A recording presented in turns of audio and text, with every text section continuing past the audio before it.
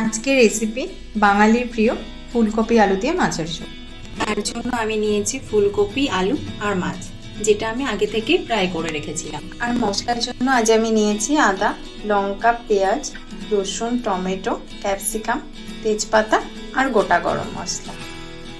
কড়াই তেল গরম হয়ে গেছে, আমি রেখে দেওয়া তেজপাতাটা দিয়ে দিচ্ছি, সাথে পেঁয়াজ কুচি, রসুন, লঙ্কা, টমেটো, আদা, গোটা মশলা আর ক্যাপসিকাম। মশলাটা হালকা ফ্রাই হয়ে গেছে, আমি 1 চামচ নুন দিয়ে দিচ্ছি, সাথে হলুদ, লঙ্কার গুঁড়ো আর ধনে গুঁড়ো। ফ্রাই করা মশলার সঙ্গে ফুলকপি আলুটা কষিয়ে নেব, আর সাথে দেবো আমি একটু মটরশুঁটি, যেটা আমার খেতে খুব ভালোই লাগে, আপনারা না দিতেও পারেন।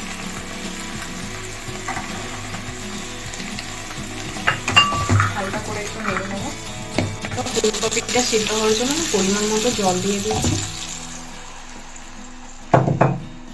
এবার ঢেকে দেবো। দিয়ে দিচ্ছি আমি মাছটা, সাথে ধনে পাতা রেখেছিলাম কিছুটা, সেটাই দিচ্ছি একটু টেস্টের জন্য।